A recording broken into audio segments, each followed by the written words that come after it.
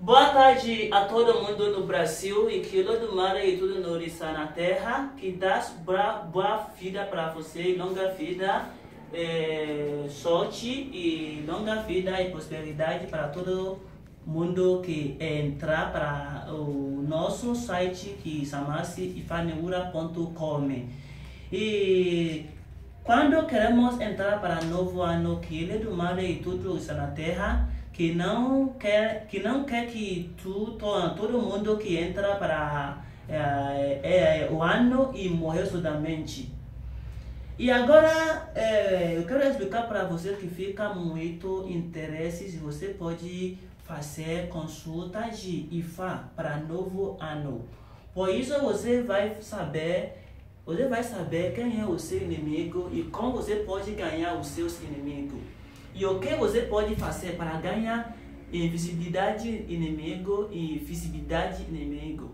Inimigo que você conhecer com o seu olho. Entendeu? E agora, essa pessoa, meu cliente, quer consultar e vai para novo ano para saber que a vida, o que ele precisa fazer para ele ter sorte no ano que queremos entrar. Para esse ano que queremos entrar, para pode ficar boa para ele que não pode morrer somente, para os familiares dele, entendeu? E para os trabalho dele pode ficar muito bom na vida dele. E então agora queremos consultar IFA. E se você quer consultar IFA, você precisa ter dinheiro que está, entendeu? Que falar dentro do dinheiro, entendeu? O pai, fala dentro de dinheiro. Dinheiro, usa dinheiro, falar.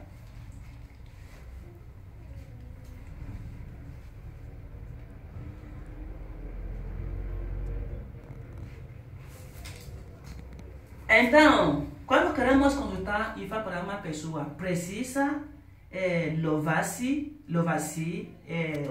os deuses no céu, entendeu? Primeiro, para tudo que você quer fazer que pode aceitar com boa sorte. Então, para isso, louvar-se ele do mar primeiro. Então, ele do mar e baba, você deve contar o nível da IFA. Ni tori ganejo oma serifa ifa que hoje que eu sou do vai para ele que fazer boa vida e para tudo inimigo dele que para ele pode